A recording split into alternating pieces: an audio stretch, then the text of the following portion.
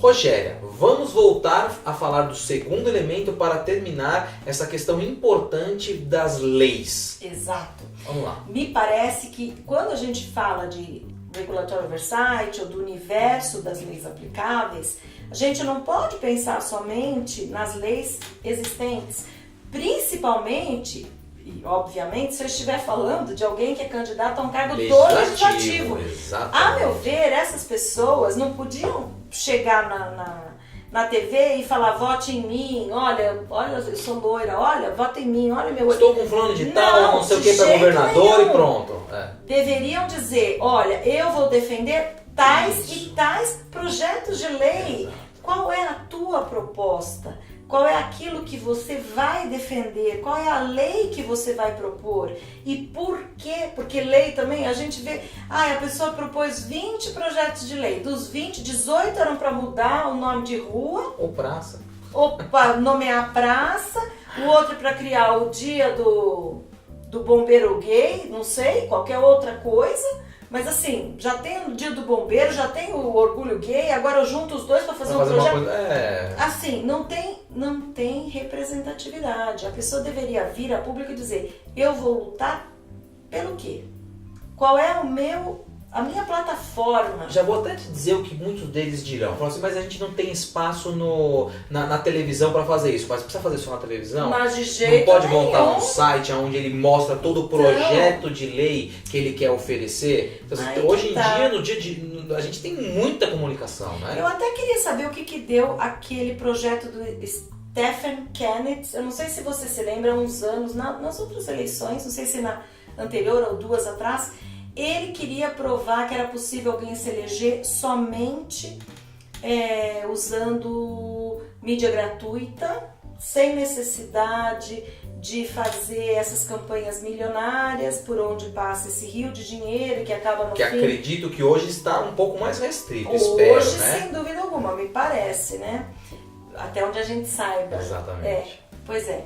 Mas aí ele veio com essa proposta. Então, assim, a pessoa tem 1000 maneiras de fazer, de arrumar espaço para ser ouvida, para falar.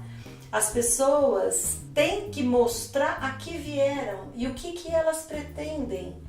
Essa questão de você mostrar a sua declaração de renda é importante também, mas mais do que você mostrar o que você tem, é mostrar em que você acredita, aquilo pelo que você vai lutar, né? Qual é a sua plataforma, qual é o seu projeto, qual é a sua proposta. Isso que me parece que a gente nunca pode esquecer, é um ponto fundamental. E mesmo que seja de outros poderes, os outros poderes também propõem leis. Que leis você vai propor? Que projetos você vai apresentar? O Executivo Federal, com as medidas provisórias, está mais para legislativo do que qualquer outra coisa, né? É isso que eu falo, né? Quando a gente fala de executivo, quando a gente fala de judiciário, quando a gente fala de qualquer serviço público, sempre vem à mente, ou ultimamente vem à mente, a questão dos assessores, da função dos assessores, se eles têm função efetiva ou não, se são cabides, se são apadrinhados, qual é a relevância. Então, alguém que vem a público, por exemplo, e diga, eu vou propor que não exista mais cargos em comissão, exceto para os níveis X e Y. Então, você estabelece um nível tal que vamos supor que realmente para aquilo ali você precise de uma especificidade tamanha ou de uma especialização tal que você vai realmente ter que trazer alguém de fora. Não é o que hoje a gente vê. E não estou dizendo que não existam pessoas gabaritadas, pessoas com competência. O que eu digo é que acaba que se mistura nessa questão que a gente não consegue mais nem separar uma coisa da outra, porque está tudo meio junto e misturado.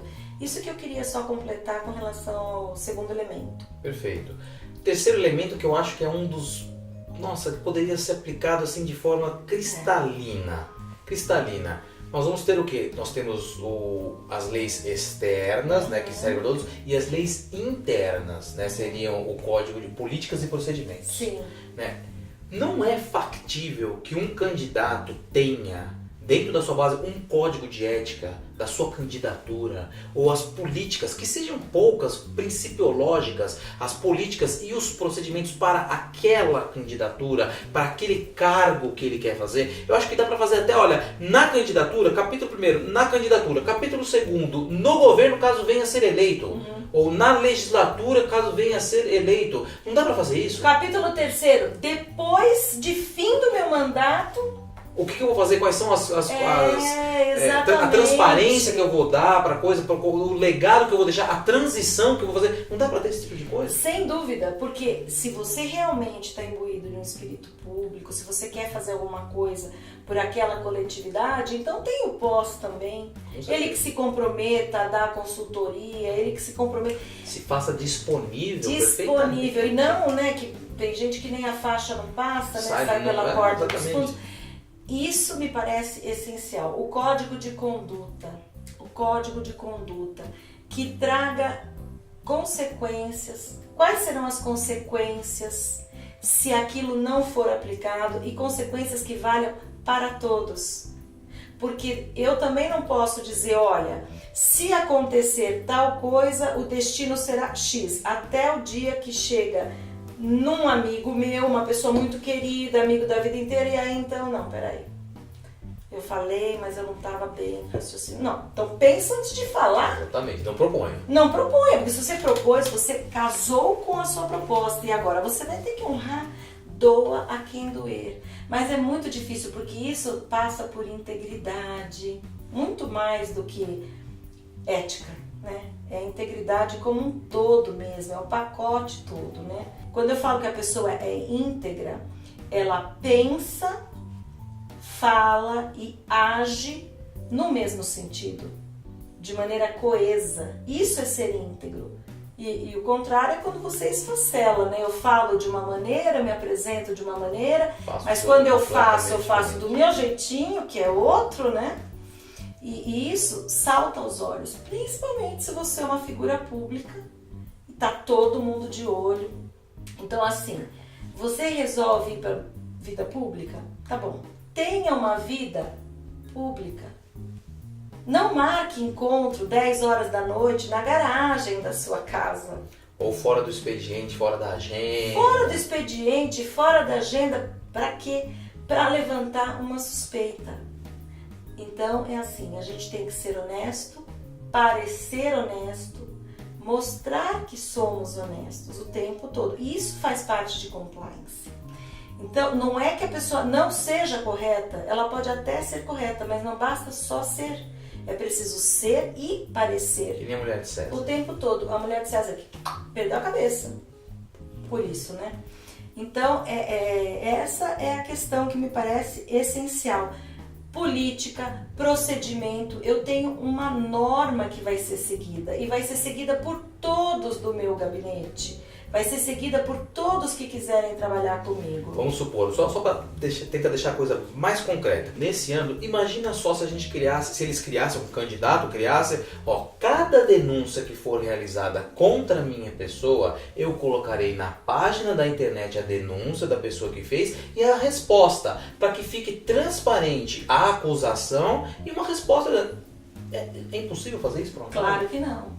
Claro que não. E é um começo. E com isso você mostra o quê?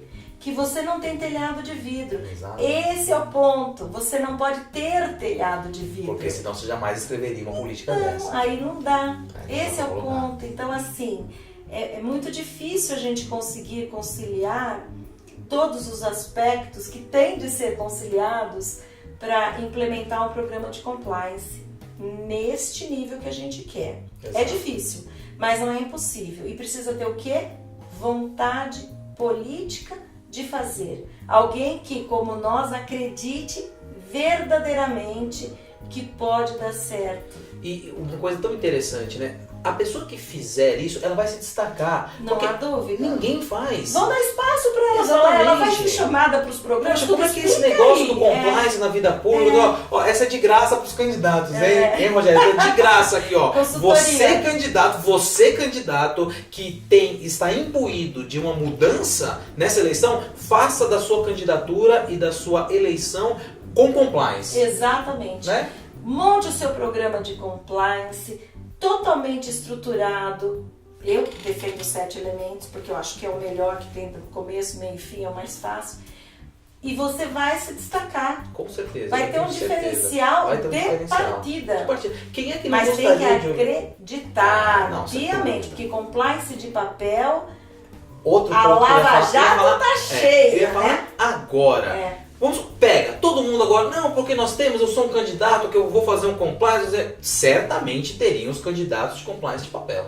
Certamente. Aquela pessoa que viria com aquelas palavras escolhidas já genéricas, aquelas coisas assim, não, vou colocar no papel. Meu programa é educação, saúde, segurança pública. Quer dizer, também não vai dar. Mas eu realmente acho que esse terceiro elemento para os candidatos talvez fosse aquele mais palpável para a população em geral. Porque ali ele colocaria no papel, no site, por exemplo, vamos fazer uma reunião para decidir ou para tratar de alguns temas, ou então assim, a minha proposta é conhecer o que o povo da minha cidade quer. Ele não pode fazer isso, eu não sou obrigado a conhecer tudo. Então, me proponho a toda segunda-feira, durante toda a campanha, ó, essa tá de graça, hein? Outra dica de graça. Me comprometo a toda segunda-feira, durante toda a campanha, deixar um espaço no meu blog, no meu site, no meu Facebook, onde as pessoas coloquem lá o que elas querem ver tratada na função que eu vou ocupar. Ele pega tudo aquilo, 30 dias, 15 dias antes da eleição, eu vou separar ali 10 tópicos e vou falar, essa é a minha plataforma. Isso não é possível ser feito, meu Deus do céu? Lógico que é. Lógico que é. Eu acho que tem que ser com uma antecedência maior para permitir, mas que seja. Sim, eu concordo plenamente com você. É perfeitamente possível, viável e honesto. Não é? É honesto fazer isso. E democrático. Eu tô honesto, querendo entender, porque a representatividade ela é isso. Não tem como colocar 207 milhões de pessoas dizendo o que elas querem fazer com o país. Você elege uma que fala por uma determinada pessoa. Exatamente. Um montante de pessoas. Exatamente. Agora, eles não falam com a população. Eles fazem o que eles querem. Será que a pessoa que realmente fizer o que é esperada dela, falar em nome de uma determinada, não vai ter um destaque? E esse daí vai ter o que mostrar. Olha, eu prometi isso, olha aqui, eu fiz isso. Eu falei que faria assim, eu fiz assim. E não vamos ser ingênuos. Eu não acho que o cara que tiver essas 10 propostas vai conseguir, por exemplo, legislativo. Eu quero fazer 10 leis sobre esse tema. Ele não vai conseguir Porque emplacar. não depende só dele. Mas ele vai expor o mecanismo. Ele vai expor a burocracia. Num segundo momento ele fala assim, olha, eu identifiquei que todos os meus projetos não vão para frente por causa disso aqui. Então eu proponho mudar isso aqui. E vai a público e mostra isso. Então eu acho que assim, a gente tem que começar. Né? Não vou achar que o cara vai conseguir emplacar as 10 leis que ele vai falar, mas ele vai entender por que elas não emplacaram. E aí ele, de novo, voltando ao programa de compliance, dá transparência, mostra por que não conseguiu e propõe como corrigir. E outra coisa, eu acho que se começarmos mesmo a ter pessoas com essa postura, você atrai outras pessoas que tenham essas mesmas boas intenções de pôr em concreto esse projeto. E aí você acaba fazendo uma força, uma turma do bem que venha com esse fim. Porque hoje me parece que é muito difícil você sair do esquema que já está. Não tenho nem dúvida. Tem muita gente que talvez tenha chegado com alguma índole boa, talvez não tenha se ela não tido se enfiou espaço, no meio, ela ficou de canto porque não tenha tido essa possibilidade. Então me parece isso, que uma pessoa que venha com essa força, com essa vontade efetiva de fazer diferente, ela atrai outras pessoas. E é o que eu falo, se os nossos filhos não forem políticos, os filhos deles vão continuar, vão se perpetuar. Ou vai atrair a política aquele que vá com um interesse que não seja interesse republicano. Pode ser, é uma possibilidade. O que não é bom para ninguém, porque a gente quer viver num país melhor, né? Eu não quero outro país, eu quero outro Brasil, eu quero o meu país, que é maravilhoso, é lindo, uma gente alegre, tão trabalhadora, não é? Enquanto você vê uma pessoa fazendo coisa errada, você pega um metrô 6 horas da manhã e vê um tanto de gente indo trabalhar com um livro debaixo do braço. Estudar. A pessoa acorda às 4 da manhã para entrar às 8 no trabalho, porque tem que pegar não sei quantos ônibus. e faz isso, e vence, e luta, e consegue. E é tão bonito de ver isso, é tão lindo de ver. E o que eu ia comentar, quando a gente estava no final do outro bloco, é assim, toda pessoa que quer um emprego, e até eu ia falar de uma grande amiga minha, que é uma diretora, ela cuida dos assuntos de imprensa, e quando ela foi contratada para o emprego em que ela está hoje, antes dela ser contratada, ela, na entrevista, ela chegou e falou, olha, tá aqui de presente para vocês o que eu acho que tem que ser feito para mudar a imagem desta empresa. Eu acho que isso aqui tá errado, eu acho que essa abordagem não tá boa, esse direcionamento assim, assim, assim. Levou o projeto dela. De graça, sem ser contratada. Não, ela era uma candidata. Ela foi fazer uma entrevista e ela entregou isso. Simplesmente ela estava dizendo, olha, tá aqui a minha contribuição. Eu acho que é uma empresa bacana, eu acho que é uma empresa legal, independentemente de eu vir ou não para cá, eu acho que vocês deviam fazer isso. Fica aqui meu presente para vocês, tchau, porque eu estou muito bem aonde eu estou. Obviamente, ela foi contratada porque quem que não quer alguém proativo e que se apresente já com uma solução para um problema que às vezes você não identificou. Porque, lógico, se você soubesse que aquilo que você estava fazendo não estava adequado, você já teria mudado. Veja como são as coisas. Você falou a questão da solução. Na iniciativa privada, via de regra, o funcionário que sobe não é aquele que identifica o problema, é aquele que identifica o problema e vem junto com uma solução. Porque se for só para identificar problema, né, não preciso só dele. Então, assim, eu não sei, essa experiência talvez no setor público também seja uma coisa interessante, porque o compliance leva a isso, né? Você tem todos os procedimentos, você tem todas as normas, você tem que buscar o compliance officer, ele é um solucionador de problemas. É isso. Quer dizer, o que mais tem no nosso estado, aí em todos os níveis, federal, estadual e municipal, são problemas. Então, a experiência de profissionais do compliance que poderiam assessorar prefeitos, governadores, presidente da república, legislativo, que poderiam contribuir, é enorme. Sem dúvida. E, assim, a vida como ela é, a prática como ela é, porque o que às vezes eu me deparo também é com gente muito boa tecnicamente, mas que acaba escrevendo ou falando de um compliance que não existe. Um compliance que ele é utópico, ele não é do dia a dia. O que eu quero dizer com isso? Eu quero dizer o seguinte, vamos supor que eu estabeleça aqui na minha empresa uma regra de que ninguém pode olhar no olho do colega mais do que 10 segundos, porque isso pode caracterizar assédio. Aí vem a questão do brasileiro, que para nós, se eu ficar conversando com você e olhando aqui, olho no olho. Eu tô mentindo para você. A gente tem a cultura de achar, por que ela não tá olhando no meu olho? Tanto é que a gente, quando fala com o filho e acha que o filho tá mentindo, você fala assim, olha no meu olho e fala isso de novo. Não é? É da nossa cultura. Sim. Pode ser que em outras culturas seja muito diferente. No Japão, em que você tem uma postura diferente em relação a alguém que você repute mais superior em qualquer sentido. Ou respeitoso. Respeitoso. Ou em frente à realeza, em que você tem que se curvar para a rainha passar. É diferente. Mas para a nossa cultura, eu tenho que olhar no seu olho. Se você está conversando comigo, você está me contando, eu tenho que olhar no seu olho.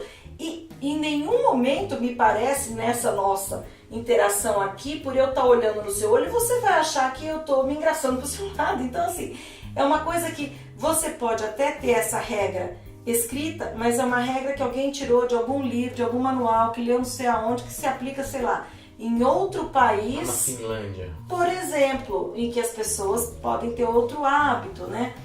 Eu dizer assim, não pode ter beijinho, nessa empresa não tem beijinho. Aí eu encontro com você ali na portaria, eu dou um beijinho. Aí amanhã eu volto de férias, eu encontro com você, eu tenho que falar, e aí, tudo bem? E não posso fazer.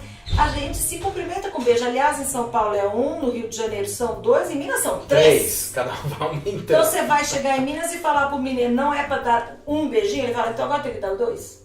Porque ele dava 3 até ontem. Não me parece que isso tenha sentido, né? Nós vamos caminhar para o compliance de papel, né? Que não é só aquele que não funciona, é aquele que tem regras que não se adequam. Agora a gente pode passar para o próximo elemento, que é o quarto elemento, que é um favorito meu, que é treinamento e comunicação. Uma vez que você já tem o seu Tom from the Top, então você já expôs qual é a sua missão, os seus valores, os seus princípios, você já sabe quais são as leis externas, no funcionalismo público falando disso, elas são super, a atuação super regulada, você já tem o seu código de ética antes, quando for candidato, durante, e achei excelente, depois, né, como vai ser, como que eu quero chegar lá, o que eu vou fazer quando eu estiver lá e o que eu vou fazer depois. Agora, é óbvio que se você chegou com tudo isso, e ainda mais como também já falamos nesse bloco, não no bloco, né, na questão do compliance do poder público, é do poder público que você troque a cabeça e chegue uma pessoa nova, tem um choque. É normal isso. Como é que você passa tudo isso que você trouxe, toda essa inovação para baixo? Como é que você faz isso? Então, e isso não é só do poder público. Em qualquer organização, se você tiver uma escola de periferia, com só nível de fundamental 1, troca o diretor. Todos os professores ficarão oriçados, porque chegou um novo líder, você não sabe como será a abordagem dele, você não sabe se aquilo que você faz como prática diária da sua classe, sua metodologia de ensino, se será agradável ou não aquele novo. Agora, se você tem um padrão, se você tem um parâmetro, pode ser o diretor A, o B, o C ou o D, é aquilo que será seguido, porque é uma linha de conduta que é a linha da escola. Eu posso transportar isso, melhor dizendo, para uma empresa. A empresa que tem valores sólidos, ela atrai muito mais bons talentos, com certeza, porque a pessoa quer trabalhar lá. Essa juventude, esses milênios que estão por aí, eles escolhem onde eles querem trabalhar e eles decidem onde eles não vão trabalhar por nada nesse mundo. Porque graças a Deus essa geração que está vindo é uma geração muito mais preparada, muito mais autoconfiante do que a nossa e do que as antepassadas jamais foi. Essa geração é uma geração que eu falo, eles são... É a geração do futuro mesmo, eles estão acostumados com tudo, eles não se intimidam com nada. Tecnologia, informação, tudo, né? Tudo para eles é fácil, tudo. Eles nasceram com o celular na mão, né? O menino vai lá na televisão e quer mudar de canal. Filhos, um de 4 e um de 2. O mais velho, lógico, quer tudo mudar. touch, tem que ser tudo touch, porque ele está acostumado com o mundo touch, ele nasceu touch, né? Então, eu acho maravilhoso isso, eu adoro lidar com jovem, eu gosto porque eu acho que eles fazem a gente não envelhecer. O segredo para você não envelhecer é você conviver com os jovens, né? Porque do contrário, você acaba se achando, né? Você acaba ficando no seu mundo e não evoluindo. Não, e a gente aprende, né, com eles. Todos os dias, né? Essa é a questão, Todos né? os dias. A gente aprende com os mais velhos, por óbvio, Sim. mas a gente aprende muito também com os mais jovens. Qualquer pessoa que já deu aula sabe que dar aula você não é só passar mais informação. do que você ensina, Exatamente. sem dúvida alguma. E aí me parece isso, que a gente tendo esse programa, tendo tudo organizado, agora eu tenho que fazer a comunicação e tenho que treinar. Então, antes de entrar, vamos fechar esse bloco, aí no próximo a gente começa só falando como que a gente faz isso. Tá bom. Tá bom? Uhum. iComply, aprimorando pessoas, fortalecendo empresas.